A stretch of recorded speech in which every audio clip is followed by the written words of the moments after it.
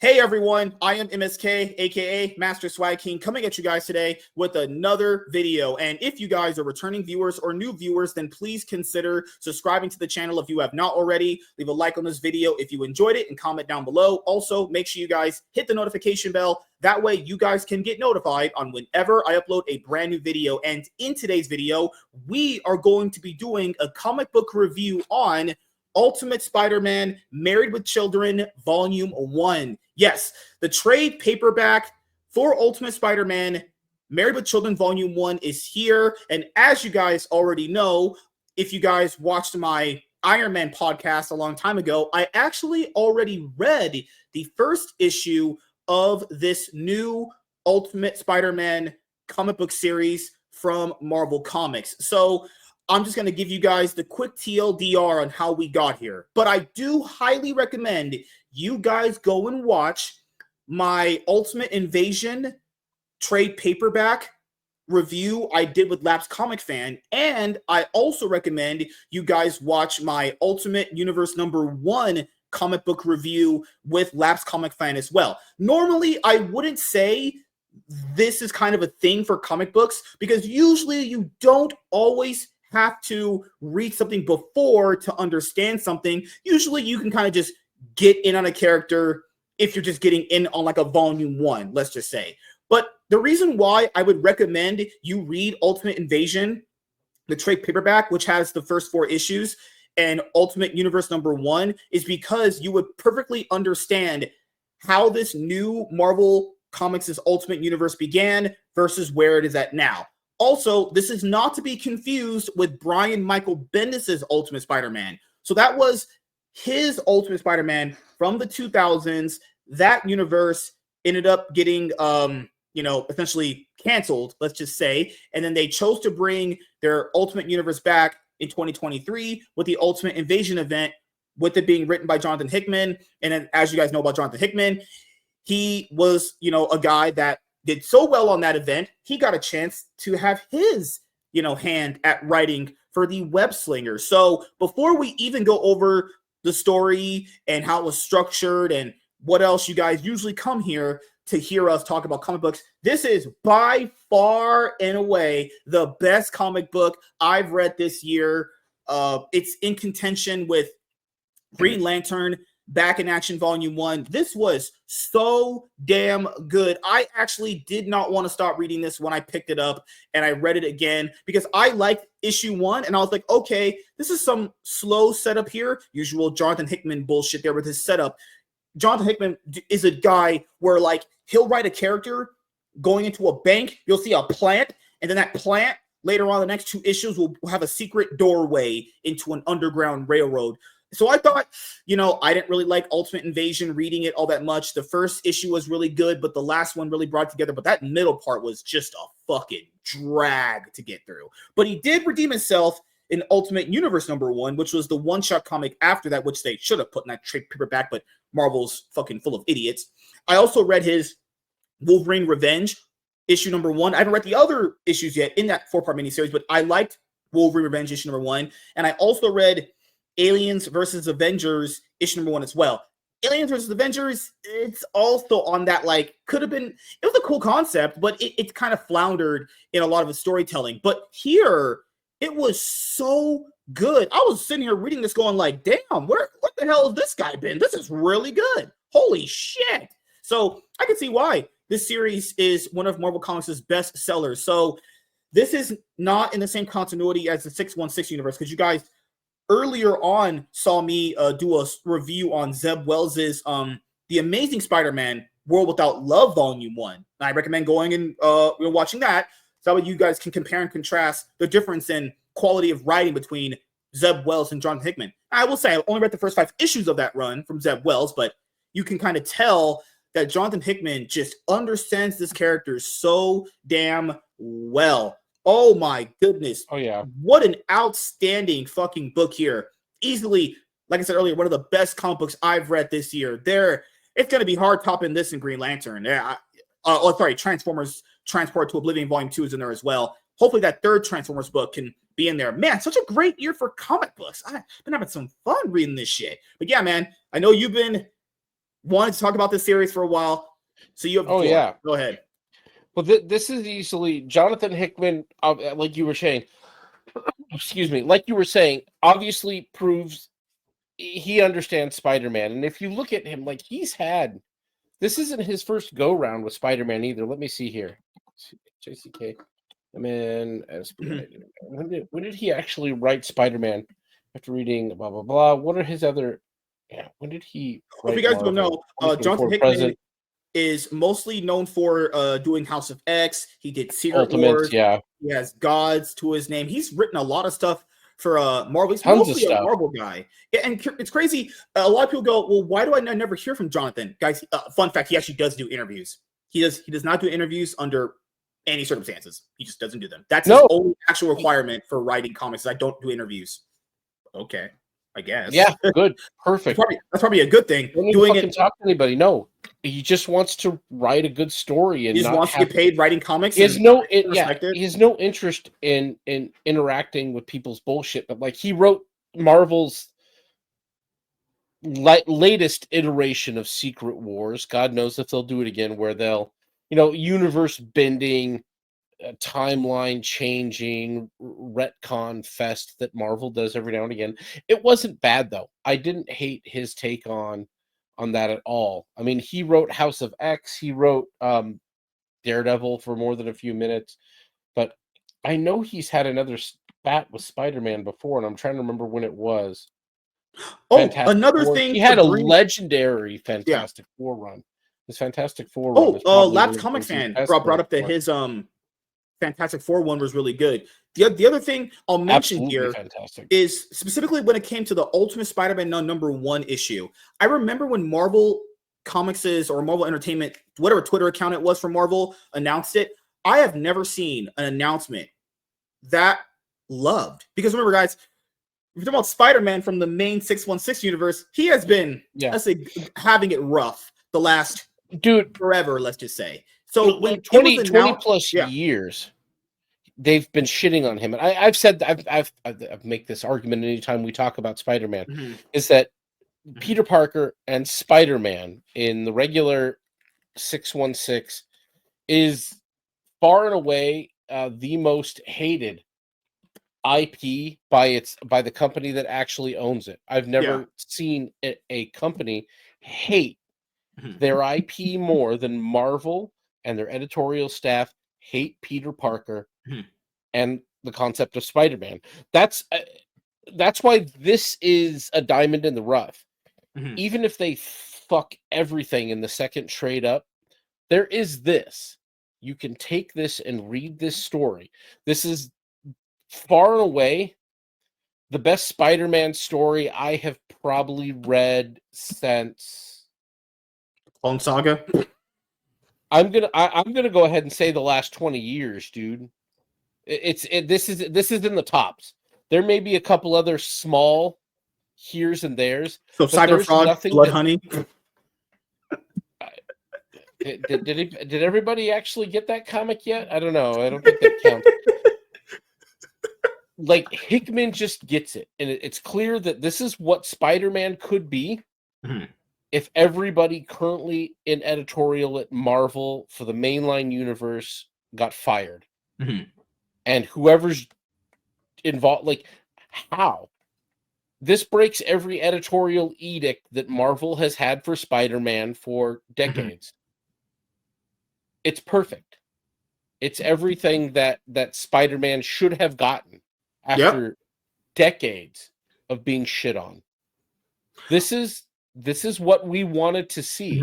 This is the evolution of the character that Marvel will never let fans have, where he goes from being a perpetual underdog with jobs with women. He can still be the underdog. I mean, he's got 2 fucking kids. He's got a full-time job, and he's a wife, and he's trying to. You know what's so weird? They had this as a concept a long time ago. They had this when he was married to Mary Jane, and he had a daughter named May Parker, but they made that non-canon or whatever. That was the other thing. They made it non-canon. That was Marvel 2. That was their one of their earlier attempts at what kind of the Ultimate Universe became. They had Avengers 2, which was a team of Avengers of a bunch of young. They had like the Juggernaut's kid. It was weird. But the one that lasted the longest was Mayday Parker, which was Spider-Man's daughter. It feels like a natural took on the evolution for the mantle of character. Spider-Girl. Because the reason why I think a lot of the reasons that this book did well was not only because because remember I mentioned earlier before you were going. Do you remember the announcement that Marvel made on their Twitter account? It was so loved. I've never seen a comic book announcement that got that much love ever. You had people doing fucking shit like the W is so big I'm gonna have to take a knee. Like you think it's a joke, guys, but no, people were legitimately happy that Peter got a chance to have a, let's say, happy ending, but it's in an alternate universe, but you were happy he got it. So I can understand why Ultimate Spider-Man #1 sold as well as it did. Anybody who's been reading Spider-Man as long as I have, probably longer. I bet you Gary Nerdrotic heard this and was like, I know he's sworn off Marvel, and I don't blame him. I get it. I think he'd enjoy this. I mean, hell, if I had an extra one of these, I'd hand it to him at Vegas and say, "You're not giving the money, but like, you got to give it to as a Spider-Man fan for so long, like myself, the fans deserved this. Peter deserved this, and people deserved getting a chance to read this, seeing him finally again." Loser in relationships, loser in life, loser at jobs, just being this perpetual loser that they want. This is what's fucked up about it, is they prop him up as if he's supposed to be some sort of golden example of what a hero should be, but he can never fucking get his shit together.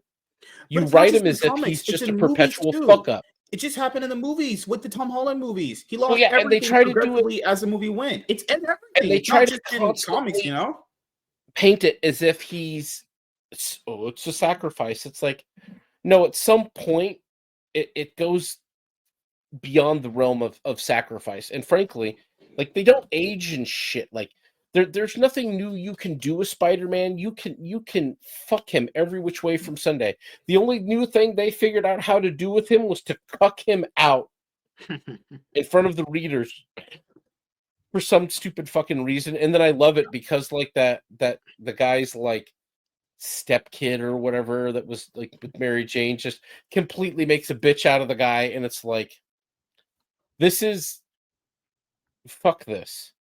What's going on and had been going on in current Marvel Spider-Man is the antithesis of this.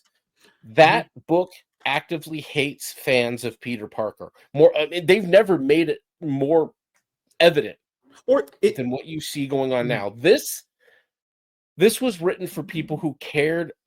Or it's not even the fact that they hate Spider-Man. It's the fact that they don't love the fact that he's Spider-Man. They don't want to tell you a good Spider-Man story in the way that he's interacting with people in the book. Like, I just read the Amazing Spider-Man Zeb Wells Volume 1, The World Without Love, and it wasn't like it was generally like a bad read. It was just more like, why does he hate being Spider-Man? It's like there's some ominous, depressing feeling around the book, and it's just crazy how they wouldn't allow him. You know what's crazy, man? They wouldn't allow him to be with Mary Jane, and I'm like, okay, why can he have happiness in another girl then? Black Cat's trying to open up her legs or bend it over and spread that shit, and I was like, all right, why can he be happy with her? But no, he can't be happy with anyone, and that's just weird. Like, I just don't get it. That's the way they write him, though. They constantly fuck him. Sometimes it isn't for any reason. Sometimes it isn't some sort of grand sacrifice he makes to save somebody or save the world or some shit. It's literally just because they want to fuck him over. Yeah. That's what I got tired of. That wasn't this. This was a great story from fucking top to bottom. Lots of changes in the way the characters' dynamics play with one another, how they know each other. But you know what? At the core of it, what you get to see here is what you never got and always should have. An evolution of Peter Parker as a character. Peter Parker, nothing's changed, nothing's different, nothing's new. That's why it's interesting. Peter Parker has been made like a natural progression. Stale. That's why I feel like this book reminds me of Superman and Lois, the TV show that came out like back in 2021. I watched the first 2 seasons. This reminds me of that. It feels like a natural progression for the character to be finally married and raising kids, because he's been the character where you do the origin story. You do a story where kind of like he's already Spider-Man. Like, they did everything to the point where it's like there's got to be some progression there. It's like, why is this character not ever getting married? They even had his X cuck him live on screen. So what more Yeah. do we have to do with him that you can actually put on the printed page? Nothing. Peter Parker is a stale, boring white guy, and he is a Just like stale me. comic book character. He's literally at the point now in the regular universe where nobody would care if they dropped him and threw Miles in there. I think that's where Peter is now. Who cares about Peter Parker? Nobody, not even the writers. In this book, though, you actually get an evolution of Peter Parker as a character, not Spider-Man becoming an Avenger or some other kind of shit. You get to see Peter Parker be a father. And and this is the real problem, is that in media and in comic books, having a strong, capable, intelligent, proficient father figure at the forefront of any form of media has been taboo for Very long time. I don't know, Yeah. 30 years. Yeah. That's why I brought up 40 earlier years. is the fact that when I saw this book get announced, Ultimate Spider-Man #1, I knew it was going to be a hit. I saw the response. Still I saw a fucking hit. I just think it was going to be a big thing. And hey, I read issue 1 and it's finally starting to start pushing through it. Now, to be fair, I will admit this. I did take it off my pull list, not because I thought it was bad, because I only read issue 1 anyway, but I felt like it's better to just collect some of this stuff in trade. So obviously, I'm going to get the next trade. So the reason why I say, I mentioned it earlier, the reason why you kind of want to go and watch the previous comic book reviews I did with Labs Comic Fan on how this Ultimate Universe came to fruition, the new one that Marvel Comics is doing, is because if you actually don't read that stuff, or even if you don't even bother looking it up on the internet, which you can do, doesn't make sense. It's something you're going to be like, where does that come from? Now, to be fair, I need to get Ultimate Power actually as well myself, because before I read the next trade. Oh, that's DC. Marvel's is Ultimate Invasion. Power, Ultimate Invasion. Yeah. Now you could essentially read the clip notes of what happened. It would be fine. Literally, I'll be honest here. You could go on Wikipedia and read it. I really wouldn't care. The reason why I want you to even just do clip notes research, guys, is because you won't know who they're talking about unless you actually read that. That's why it's essential. Yeah. Usually, I would never say that. Usually, you can probably just jump in, but you won't kind of get the grand scheme of things in how the book is working unless you actually know what's going on. So let's go through the book, because it's actually fucking amazing. So just at the start of the book, they give you a brief synopsis on what happened. So essentially, 20 years ago, the Maker prevented a radioactive spider from biting a young Peter Parker, because that was the thing with the Maker, and that is true. So essentially, in the Ultimate Invasion event, he went around and stopped all the heroes from having their origin stories, because he wanted to make sure the heroes he wanted to make sure that they did not exist anymore in certain universes or timelines or whatever. So there's even a scene of that happening in Ultimate Invasion. So you guys know what that is. So let's go forward. So I actually, as you guys know, I already read issue 1. I know on the back of my hand. So essentially, Peter Parker himself is kind of at a point in his life where he's married. He got the girl he wanted. He feels like he shouldn't have her, but they're married, obviously. They have 2 kids. And he feels like later in the book, at least in the first issue, that he feels empty in life. There was something missing in his life, right? Also, as the other point for issue 1, okay, so in Ultimate Invasion, which led to that council getting made, and then you have Ultimate Universe #1, what ended up happening in Ultimate Universe #1 was the council that the Maker made. They're the people that are behind Kingpin. They're the people that are running and calling the shots. They launched a laser from one of their things that they had in the sky. They launched a laser to the Earth, and that's where you see later in the book where that came from. That comes from them. They wanted to frame the Starks for something, and keep in mind, this council was made in secret from the Maker, so you would never expect them at all. You would never suspect them. You would never even think about them, right? And since it was Stark's technology that they took control of to fire that laser, everyone's going to blame Stark, right? And as you guys know, Tony Stark is Iron Lad, and in this universe, his dad, Howard Stark, is Iron Man. So just keep that in mind there. So in this universe, Norman Osborn is dead, Aunt May is dead, Ben Parker is alive, and J. Jonah Jameson, who you know as the owner of the Daily Bugle, is best friends with Ben Parker. So Harry is alive. Harry lost his dad later Harry Lost is dead in that big giant laser beam that leveled Manhattan where they live. Then it gets to the point where they have this meeting at the Daily Bugle because that's where Peter works, because that's always been the thing. He always has to work at the Daily Bugle. So J. Jonah Jameson quits earlier on in the story because he feels like the Bugle is trying to make him publish stuff that he doesn't want to publish. There's also a moment in the book before that where Peter is talking to Uncle Ben about how he feels about Aunt May dying. Basically, he did the most manly shit you could do to say to that guy. He says, you know what? I never truly got over her, but I have to keep pushing. Right there. You can lose someone, you honor their memory, and you keep pushing. That's the best shit he says all book, in my opinion. After that, like I said earlier, J. Jonah Jameson he quits the Daily Bugle because who ends up running the Daily Bugle? Oh, good old Kingpin. That's who's running the Daily Bugle. And who's that? You got Bullseye right there. So after that, Kingpin ends up getting attacked by the Green Goblin. So there's a Green Goblin that exists, obviously, in this universe as well. I'm going to be honest here. You guys are watching this for spoilers. You know it's Harry Osborn. I knew it was Harry Osborn. I don't know why Marvel kept it a secret. Let's be honest here.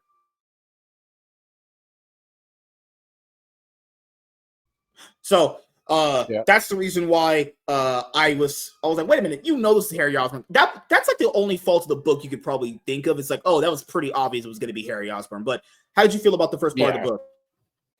No, I thought that the whole setup was great. It was really interesting. It was very kind of easy to just generally understand what went down, and the lead up from Ultimate Invasion. Really, once you're about halfway into issue 1, you're not even thinking about how we got here. You're thinking about what's going on in the story. There's some very interesting key elements going on. You see Uncle Ben. You get to spend some time with Uncle Ben, which never happened before. And him and Jameson are buddies, and everything was good. It worked. The relationship between Peter and Mary Jane was awesome. They had this conversation on the couch, and were good. What was it? The dialogue was good. Like that was great. Dialogue. Yeah, there's the moment in issue 1 where they were talking, and then I thought they were gonna have some hot sex. I think they should be having sex in these books. That's just me. I would love to see her spread that shit, but she ends up, giving him the reassurance that she will always be there for him. And then there's this thing that he has where he opens it, and it's a monitored image of Tony Stark basically telling him what ended up happening in Ultimate Invasion and Ultimate Universe as a TLDR. And later on, as he cracks open that orb that he has, it has the radioactive spider that was supposed to bite him, and he ends up letting it bite him, and that's how he ends up getting his powers. Now, another thing to go over when we're reviewing this is he's not actually called Spider-Man yet. That's another special moment that happens later on in the book. So when people said, oh, this is a Spider-Man book without Spider-Man, that's not really entirely true. He's just not called Spider-Man until they had a moment to really solidify who he was, because now you go into like issue 2 of the book where this suit is not something that he made. This suit is actually something that comes from like that orb, or it comes from the spider or whatever, and it can kind of just manifest itself out of him whenever he needs it. So that's a pretty cool little change there. It kind of took me off guard, but I think it's fairly convenient, honestly. He's using a black suit. It's not the black symbiote suit. It's just a black suit, And then it's just a cute little moment where his daughter is like, hey, I'm kind of scared of that spider guy going around. And he's like, it's not that bad. Yeah. And then Spider-Man's only been Spider-Man for 2 weeks so far in this continuity. J. Jonah Jameson and Ben Parker talk about, hey, we got to start this business up, because they want to go and make their own business now that they've left the Daily Bugle, because they believe the Daily Bugle is bought and paid for by other people. And then after that, Spider-Man has his first interaction with Shocker. Yeah, Shocker is the first villain he has an interaction with as a hero. He can't really stick any landings, actually. He gets tricked by Shocker twice in one night. It's like, okay, this guy is really just on his first day of the job. It's like, okay, all right. So then after that, he loses to Shocker twice. He ends up getting back home late. His daughter sees him, and he reassures his daughter, hey, it's me. I'm not someone to be scared of, and I'll, make sure you're safe. But just don't tell anyone. So far, only his daughter knows he's Spider-Man. He didn't tell Mary Jane or his son that he was Spider-Man as well. So what about you? What did you think about the book at that point? No, I thought that was one of the kind of the more fun parts about part 2, watching him kind of just have this like adjustment period. It was a lot like in the first movie with Tobey Maguire, he's going out there, he's kind of trying to figure out the extents with which he actually can function, and how the suit works, and the whole thing. So it was definitely interesting, engaging, quite fun. The scene with his daughter was like fucking this right here. This was just adorable. I fucking loved it. This hit home again. This is something you've never seen before with Peter Parker. Mask off, he's Peter Parker. In his home, he's Peter Parker. It's something you never got to see or knew that you would enjoy so much. It's fucking perfect. And this is the thing that pisses me off about this crap, where they won't let fathers and parents or adults like have kids in comic books and shit. It's like, no, this was engaging. It was fun. It was a new thing. It's a stake raising.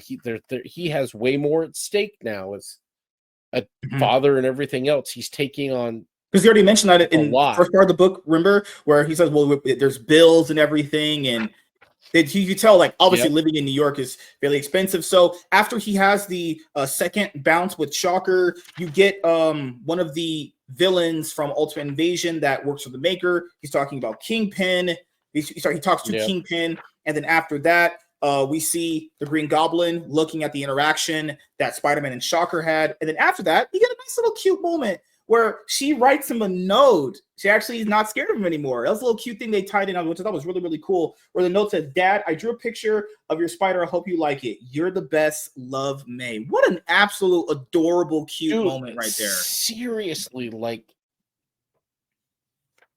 fucking, I mean, just by then I was already sold on, like, okay, I'm reading this I can only get so hard as long as it's this. I can only be Not so even that, hard. dude. It's just like, I'm reading this for as long as Hickman's going to be on this, doing this story, writing this way. Again, this is a Peter Parker that we never got before, and frankly, we'll probably never get again. So I'm going to read it as long as I have it to enjoy. So then after that, you have Mary Jane and the older son. They go out and do something. He has to get shoes. Peter is like, I want to have some father-daughter time. And he's like, hey, honey, do these suits look cool? She was like, Dad, no, those suits look like trash. And he was like, okay, what about this one? And he's like, after that point, he dons the classic red and blue, and he takes her swinging. What a great other wholesome dad moment right there. She's the one that got a chance to pick out his suit. So then after that, you get Ben and J. Jonah Jameson getting a building for their new newspaper outlet that they want to, try to do, because they want to uncover what is Kingpin hiding. Peter is, outside staking out something, because earlier on in issue 2 and issue 1, it's revealed that someone is constantly making attempts at Fist's life, actually. And then we finally get a chance to see Green Goblin fighting with, I presume, Bullseye. That looks like Bullseye to me, so I just assume it's Bullseye. Yep. He fights Bullseye. Spider-Man ends up getting tangled in it as well. They do end up overcoming him, because Bullseye says, how are you a hero when you weren't even looking at your surroundings? And then later on, Harry does that to him, the same line, and then Peter ends up, knocking him out. And then after that, it is Peter's suit, I guess it's battery powered or whatever he has it to make it work. It dies out, and then Peter reveals himself to Green Goblin. It's actually accidentally, the suit just powers down for some reason. And then Harry, I'll be honest here, you could tell this was Harry. I knew it was Harry even when I just read issue 1. It's not that big of a reveal. It's like that was going to happen. Yeah. But what takes a turn in this series compared to the main continuity is Harry's not actually a villain here yet, I guess, because there is some little play there about, like, later on he says, well, am I a hero? What am I supposed to do? I'll try to find that out exactly. So now Peter and Harry both know that they're the Green Goblin and Spider-Man. Keep in mind, but Spider-Man's not named yet.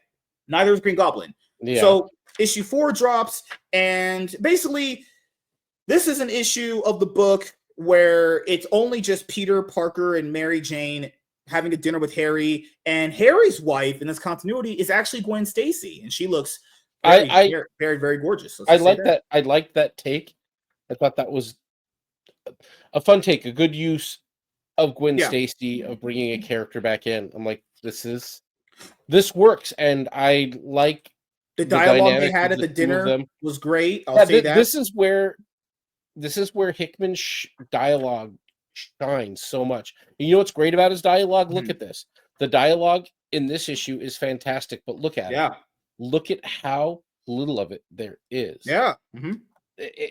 He says and does so much with so little. You know what's great? The Gwen Stacy character is so vitally important to the way Peter later on functions, even though it's like subliminal, because she later on in this issue of the book talks about, okay, I actually think what Spider-Man, what she calls it's called I forgot what he's called initially, but the Spider-Man, as you guys know, she's talking about what good he's actually doing, because Peter at this point in the book doesn't know what his true purpose is as far as being Spider-Man. He found his purpose as being Spider-Man, but he doesn't know, what am I supposed to do with being Spider-Man. Later on in the book, that's a little cute moment of like, J. Jonah Jameson is not really liked by the daughter, but that's another cute moment. Peter and Mary Jane and Gwen talk more about, okay, I can actually help you out with your business. And then you later get the iconic line of like Peter getting told, with great power comes great responsibility, by Harry, actually. And after that, Peter and MJ, walk down the street late at night, and then, she says, he starts saying the world needing heroes, and she says, what do I need heroes for, Peter? I've got you. Just absolutely the most wholesome moment right there between the two. Their relationship is actually fantastic. Great dialogue, great pacing throughout the book so far. And hey, I thought initially reading this, Harry and Gwen are going to be like villains later. No, they're actually just good guys throughout the book, honestly. There's nothing bad about them at all, really. Really chill with each other. But yeah, you touch on a good point there, is that the way that Mary Jane and Peter's relationship is characterized is so on point. It's what it always was. Like, it's the way they always were together. It's what made it so great. The vulnerability they had with one another, the strength they found in one another, the reassurance, the comfort that they developed over decades of being together, for better or worse. Outside of the daughter moment that we just talked about, outside of the daughter moment we talked about, where he got a chance to have her on his back as he was swinging through New York, that might be the best moment in the book right there. Where she's like, that's easily one of, if not the best moments in the book so far. Keep in mind, when this specific issue dropped for this run, I was remembering a lot of people saying, oh, this is Spider-Man without Spider-Man. But to be fair, you would probably feel different if you were reading this, obviously, as a monthly, but this is vital character development right there. Even though he might not be in the issue as much as Spider-Man, that doesn't really matter. What matters is how are they progressing the personal relationships around Peter forward. That's the most important thing. You don't need Spider-Man for that. You need Spider-Man for a different relationship that involves the villains, actually. Well, that's the thing. That's the thing, too. That's one of the things, too, that kind of became very prevalent with Marvel, is that their hatred for Peter Parker basically made them truncate. Like, you don't get Peter Parker stories much anymore, and you certainly don't see him in the books very much. Panel for panel, it's like 80% fucking Spider-Man, because let's move that merch. Let's mantleize this character. Let's diminish the man behind it. And that's not what you get. What you're getting in this trade, you're getting Peter Parker almost more than Spider-Man. This is almost more Peter's story than it is Spider-Man's. And I appreciate the shit out of that. That's such a great way to approach the book. Or even just how they narratively structure things, because later on, around issues 5 and 6 of the first trade, what they do is what a lot of other books struggle to do. Not even the ones I've read, it's what I've also heard you guys talk about, where like in comic books, I would say Yara #1's the biggest culprit of this, where it's like they try to set up many structures in a story, and they try to tackle many structures randomly, but then it's narratively not flowing very good in one structure, so they jump to another structure trying to kind of make it work, but then it all just feels up and end up getting jumbled. The reason you just why do too much. Yeah. So what ended up happening later on in the book is that you finally get a little bit of how Norman's relationship was with Harry. Norman didn't like Harry. Harry was always late, and he was basically narrowly 5 minutes late from getting vaporized, honestly. But the point of that interaction was to kind of show Harry, hey, you're an Osborn, probably should start acting like it, and you should probably start being on time. Then you get the backstory on not necessarily like how he felt after his dad died, but essentially after his dad died, they got a chance to essentially inherit Stark Industries and everything about Stark Industries. So then later on, Kingpin, obviously being in the dirty stuff that he's into, tries to basically bribe Harry into kind of giving him some favors. Not sexual. He needs them for business-related stuff to not be noticed by people, actually. Then later on, Dr. Otto Octavius is in the book.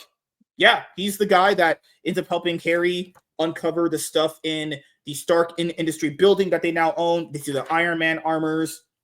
But then later on, they end up making a green goblin suit for Harry, and he ends up utilizing this to essentially fight crime. And then it jumps back to the moments later on in the book. So you have an issue of the book where you get a chance to have all the backstory unfolding in various key places that you didn't know when it was going on. It was a nice playoff. You had a moment you already know what's going to happen, but then you see it from another character's perspective, and even before that, how they even got to that moment. That was great. So he saw Peter interacting with Shocker, and he lost twice, so Harry ended up going over there and, taking care of him. Shocker got his gloves because randomly, they didn't actually reveal this, so Shocker's gloves come from a guy that he basically took them from. For like Tony Stark's, probably the only issue that's in the book is that Shocker got his gloves from a guy that was sitting there looking at a Stark hologram, and then Shocker just took the gloves. That maybe that'll get touched on in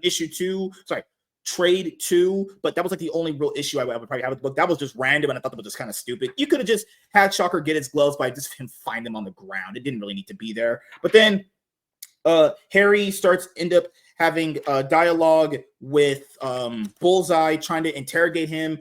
Now, that's the part of the book where it plays into. It's like, did this guy do some villain shit to get that information out of him, or did he just kind of like torture him? I don't know. Just kind of plays off like that. And then, Peter and Harry before that have more of a personal dialogue with each other, because after they found out who each other were, they ended up going to a bar and having drinks. So now you get into the very last issue of the book where things kind of come all together. Peter ends up getting home because it plays from an event happening before it. So Peter ends up getting home late, basically early in the morning, has a black eye, and they're kind of wondering like, hey, what happened to you? Did 2 black guys jump you? Because that's what black guys would do in New York, because they cause a lot of crime. I wouldn't put it past it being black guys. The daughter blurts out, oh, daddy was being a superhero. And she's like, no, I'm sorry, I didn't mean to do it. It's like, he'd been wanting to tell her anyway. It was kind of cute the way it happened. So he ends up telling her what happened the previous night. So basically, Harry and Peter stake out Fisk's building because they need to actually, take him down and figure out what he knows about the people that are behind him. And then essentially they end up having a fight. He ends up trapping them. They end up having a 2v1. This also still proves that Fisk, despite being a human, is very, very powerful for a human. I mean, he would even give Batman kind of a run for his money sometimes, given how strong he actually is. People think he's fat, as far as like he's just a fat guy. No, he's actually it's muscle. It's not exactly like, it's not like blubber that's on his body. He's actually a pretty well-adjusted like character. He's very dangerous. Also can fight very well too. In a lot of comics, he can fight very well. He can even fight Red Skull. He's a pretty prominent fighter himself. So after that, Spider-Man ends up getting the black eye because he punched him in the eye. Good Lord, that must hurt, getting hit by a fat guy that big. So they end up escaping because Harry leaves the Green Goblin glider outside, ends up throwing a bomb at the place so they can escape, and then that's how he ended up getting hurt. He teamed up with Harry and got his ass handed to him by Fisk, which makes sense because he's only been Spider-Man at this point for like, what, 3 weeks? Maybe at this point, actually. Yeah. So later on, he ends up, telling them the whole TLDR about his life as Spider-Man. And then after that, Mary Jane, not mad at him. she was kind of disappointed he didn't tell her initially up front. But she was like, do you have a code name? Because earlier in this issue of the book, Peter told Harry, hey, you should be calling me Peter out in the open because they would figure out our secret identities. And he's like, what do they call me? Green Goblin? He's like, I don't like that. But that's what the media calls you that. And he was like, you know what? I kind of like it. And later on, she starts kind of quoting the name Little Spider. And then, he says, so what am I supposed to call you? Oh, sorry. She says, what am I supposed to call you when you're in costume? Actually, that came up recently. I have no idea. And then after that, we have I would say the other top 3 moment of the book where she actually gives him the name. She says, you're Spider-Man. As he does what he does with his daughter, has her on her back, and swings off with her. So that was one of the best moments also in the book as well. So the book filled with great fucking moments the whole way through. That's been kind of the key to the whole thing. The biggest key to the whole thing is like Jonathan Hickman knocked this all the way the fuck out of the park, man. This wasn't just a home run. This was a grand slam. This is everything Spider-Man fans. That right there was Spider-Man fans like me have been waiting for. That was the absolute entire history of reading them. Right there was the chef's kiss moment of the entire book. Even though the other moments were also really, really good, the part where she says, "Oh, Peter isn't obvious. You're Spider-Man." That's just like, there can't be a better panel than that I've read this year so far. Yeah. Holy crap! This book just completely knocked it out of the park. Dialogue, pacing, character interactions, storytelling. Literally one problem with the book I can find, which is the shocker shit, which I think was kind of stupid. Other than that, the whole thing was entirely just, man, I don't do ratings anymore because people only kind of would watch for ratings. But if I was still doing ratings, this would be a 9 out of 10. This would be a 9 out of 10. This is one of the best comic books I've me, man. This is one of the best comic books I've ever read in my entire life. This might end up being number one, depending on what comes out later in the year. This is a top 3 Spider-Man story for me. I'd have to go back and probably do some research. I love the Revelations saga. I liked the way they ended, even though it was very tragic. The end of the Clone Saga was good. It was heart-wrenching. It grabbed you. I hadn't even been reading Spider-Man that long. I hadn't read all of the Clone Saga. I mean, I knew enough about it. I, look things up and everything else, but this is everything that anybody who's read Spider-Man for a long time and grew up loving Peter Parker and Spider-Man and really getting the character and understanding what the character was about. This is everything that we've wanted. This is basically Superman and Lois for Spider-Man. Yeah. Well, it was like, Superman Reborn when he had a son and everything, and then Brian Michael Bendis fucked it all up. Fuck Brian Michael Bendis. But I mean that didn't even hit like this did. This had a lot more emphasis on what was going on. I think Black Cat looks better than Mary Jane, but she's obviously still would be there. Mary Jane is exceptionally attractive in the book. Oh my god. They draw her. You think she wants it in her back door? Look like a man or anything. You think she likes it in the back door? Not as much as you do, MSK.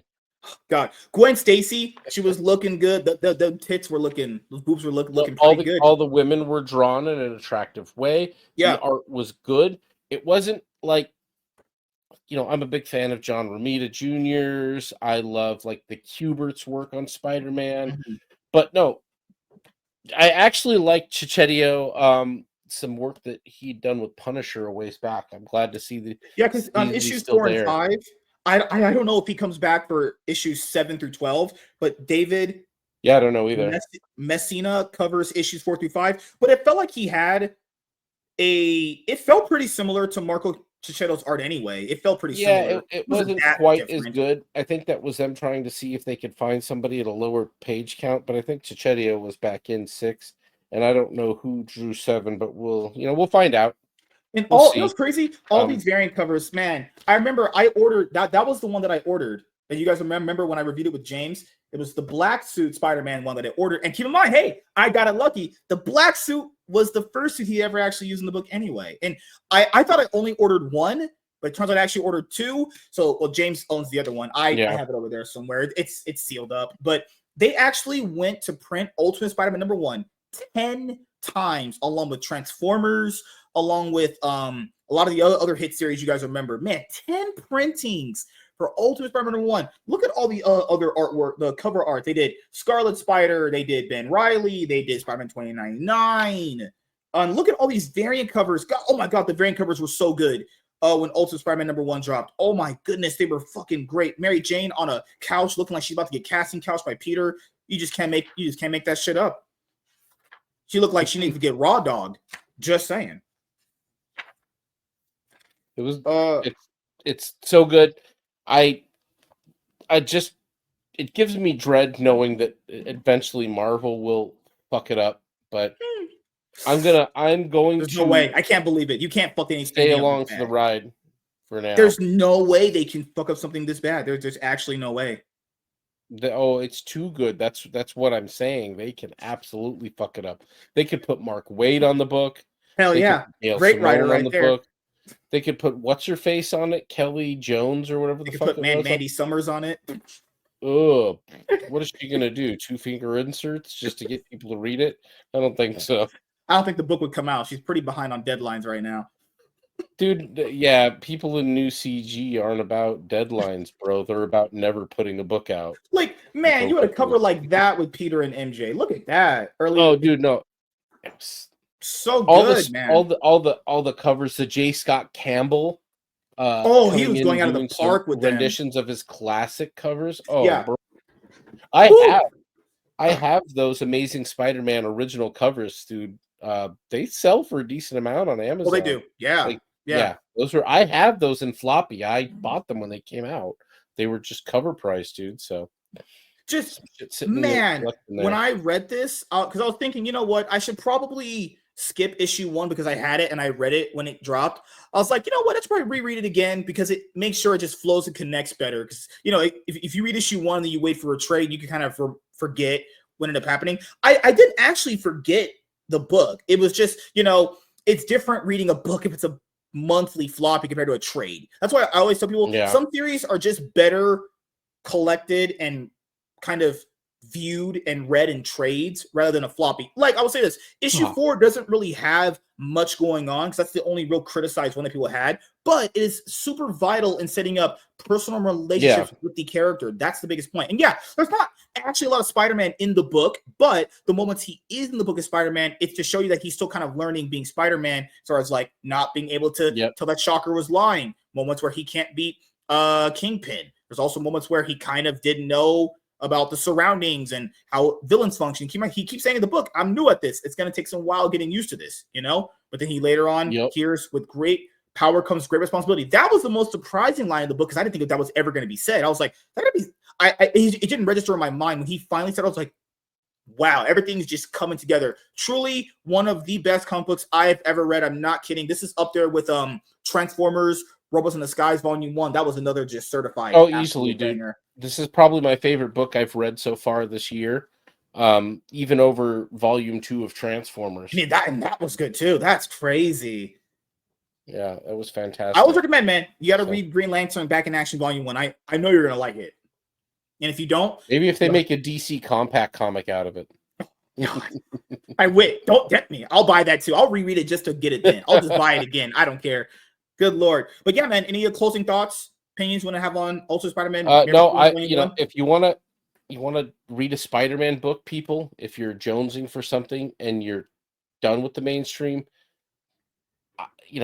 I don't advocate for giving Marvel any sort of money, but you know what? If you're buying this at a comic book shop, you're giving the store owner money. So there is that. But yeah, pick it up. It's good.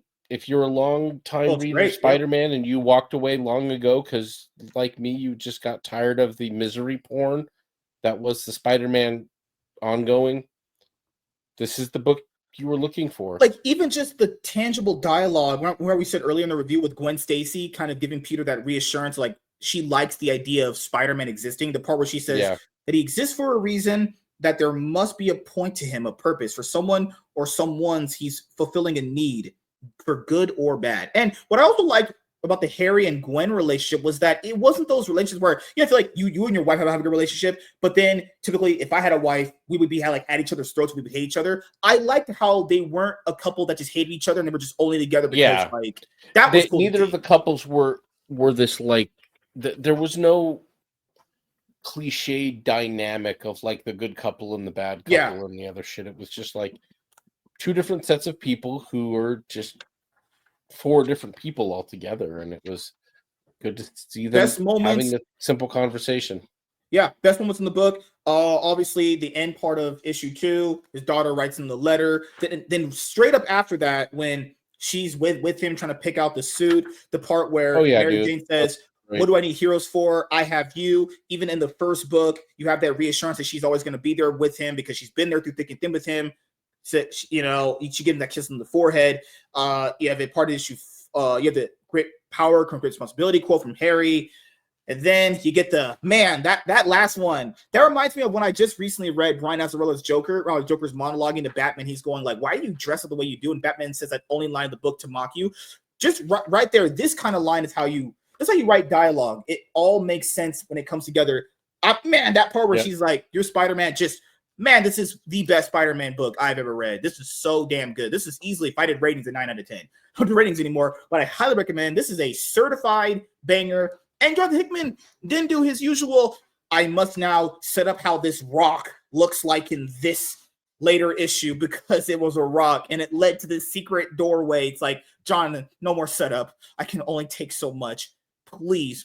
I would hope in the next issue. Dude, this just shows how this is just how refined Jonathan Hickman has become over the years, because I mean, like, he was blowing up and big there in the like late 2000s to 2010s, and he kind of, I mean, I hadn't seen him doing a lot of things.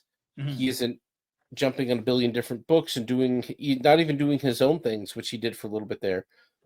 But he comes in and he does this, and he does it with a very distinct vision. That's how they gave it away.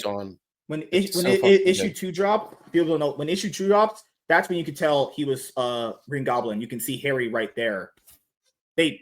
But I'll say, guys, if you know Spider-Man mythos, you know he becomes Green Goblin at some point. It wasn't a super like that's like fucking saying, oh my god, at some point. Harvey Dent. If you saw Harvey Dent, you know at some point he would be Two-Face. You know at one point he will be that character. But so pretty much. Other than that, great book, great everything, all of it. Loved every single moment of it. Couldn't stop reading it when I picked it up. Didn't drag, didn't slog. It was just a great read, start to finish. So the next book in order of this that I'm going to review with Labs Comic Fan is actually going to be this one. Ultimate Black Panther. This is only 4 issues. That was actually 6. And then after that, we have to do Ultimate X-Men and we have to do the Ultimates. So, good Lord. As you guys know, a lot of comic book reviews we'll be doing for you guys. But man, was that a certified banger. It just sucks that people aren't going to ever discover that now because of the way Marvel Comics have had the quality control around their storytelling. It's just not been good. But I do recommend you guys grab Volume 1. It's literally like $10. If you don't got $10, you're a broke, worthless fucking loser. So let's be honest here, you probably couldn't afford it anyway. But you got $10, you were gonna spend it on some OnlyFans thought. Give your money to great storytelling that you can honestly read that randomly and it'll still just hit you the same way. That's a book you could just reread and just, oh, this is fucking great. Literally, I can't get harder after this. Yeah, Jonathan Hickman, Ultimate Spider-Man, Married with Children Volume 1, certified banger. So thank you guys for checking out this video. If you guys are returning viewers or new viewers, then please consider subscribing to the channel if you have not already. Leave a like on this video if you enjoyed it and comment down below. Also, make sure you guys hit the notification bell. That way you guys can get notified on whenever I upload a brand new video or go live. Or you can see me next Tuesday. I'm joking. So I'm MSK, aka Master Swag King, and we're signing out, guys. See you guys later. Deuces.